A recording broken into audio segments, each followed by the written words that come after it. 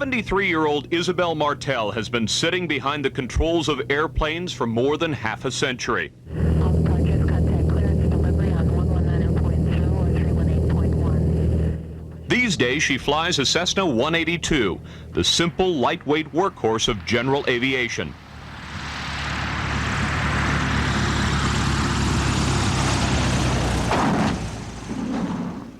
But 50 years ago, Isabel Martel flew some of the most powerful warplanes in existence at the time. I remember down at Phoenix that sometimes they were so hot in the summertime, you had to be careful not to touch them because you'd get burned.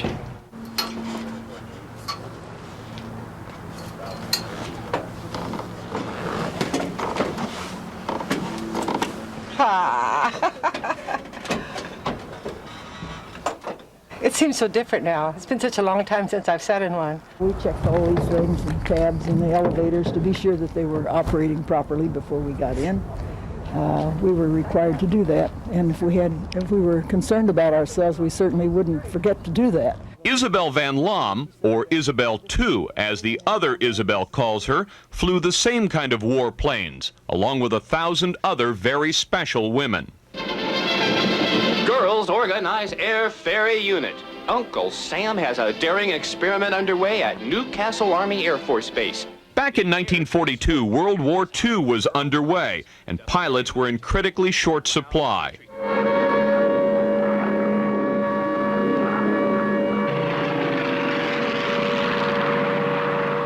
To free up more men for combat missions, the Army Air Corps began recruiting women, or as they called them then, girls, to get planes from factories to the shipping docks. The Air Transport Command is hiring girl pilots to ferry military planes around the countryside.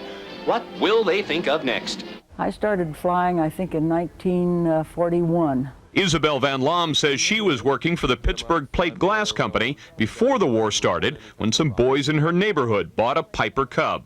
And so I wandered out to the airport one Sunday and took a ride. It cost $11 for 1 hour of instruction. Her job paid only $85 a month, but Isabel sank every extra dime she could get into flying lessons. She started with the goal of soloing, did that, then got her private license, and soon had a commercial ticket. When she heard about the WASP program, she jumped at the chance.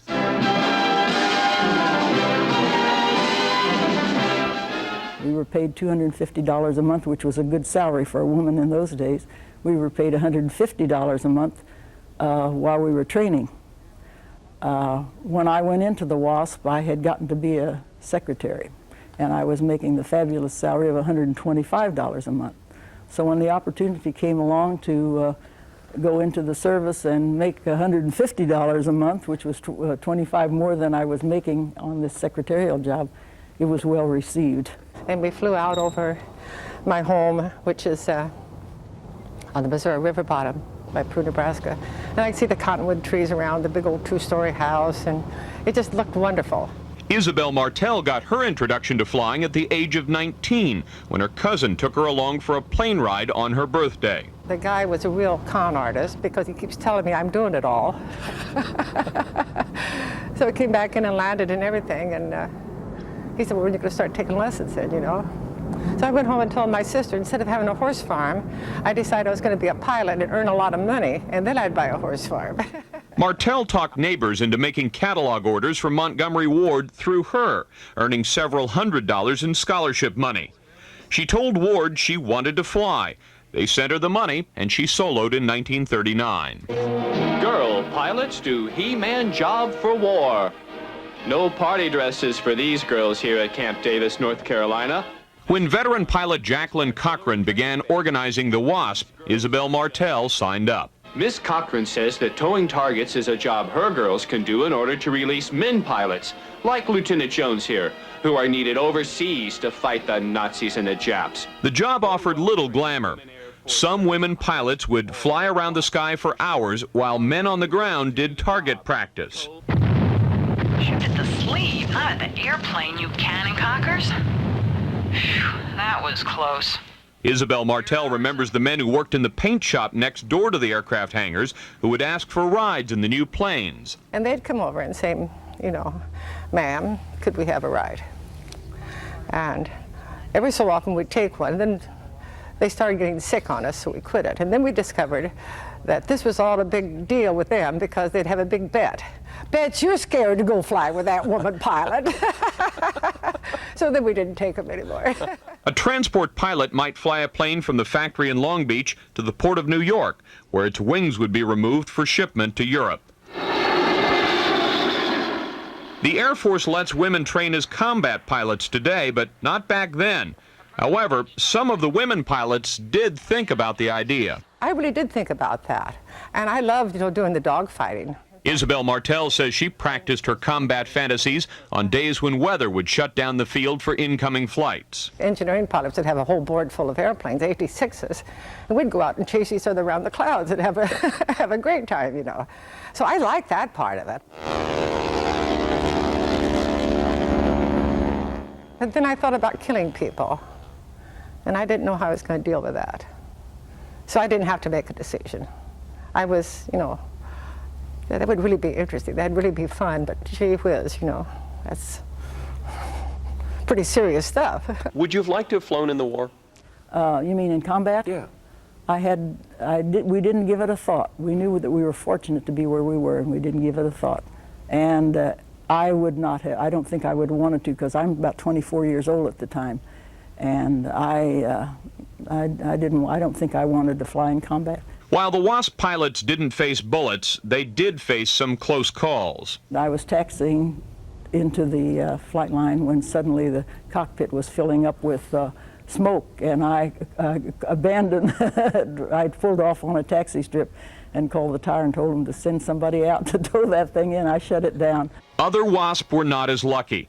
Pilot Evelyn Sharp suffered an engine failure on takeoff. Her P-38 fighter pancaked down not far from the runway.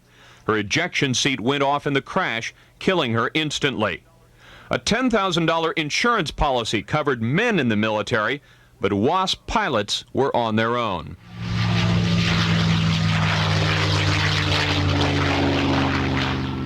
These gals will soon be zooming from factory to port, speeding those planes to our boys overseas. They're civil service now, but if plans work out, they'll be in this man's army soon.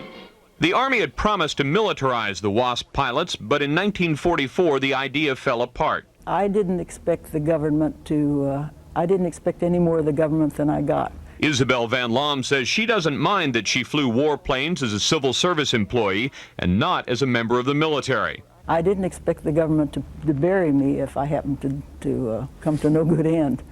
And that seems to be something that the girls zeroed in on. But years later, prominent members of Congress argued the women pilots deserved recognition, that they had been, in fact, veterans of World War II. The WASP, according to the overwhelming opinion of station commanders where they were on duty, were as efficient and effective as male pilots in most types of duties, and were better than men in some instances, such as towing targets for gunnery practice.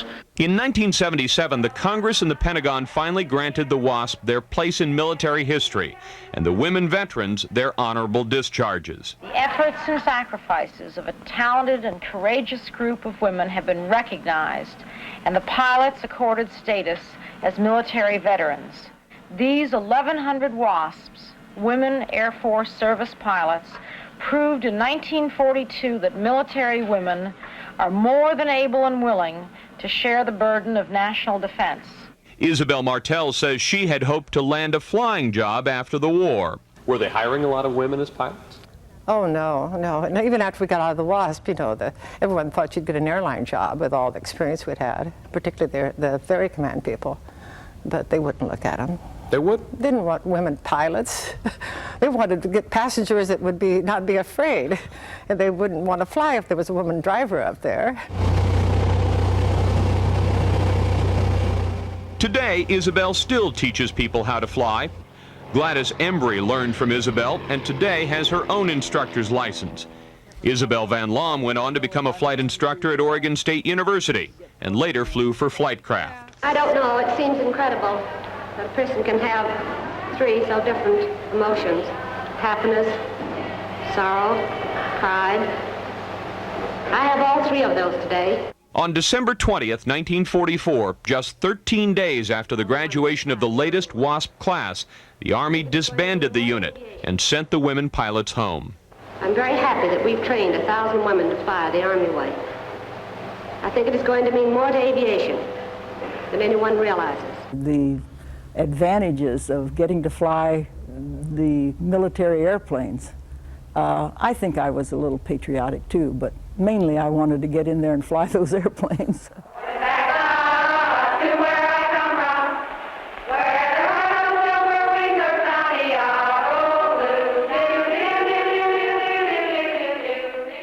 We had a good time. It was the adventure of the lifetime. But I want you to know that we would have flown for nothing. We would have flown for nothing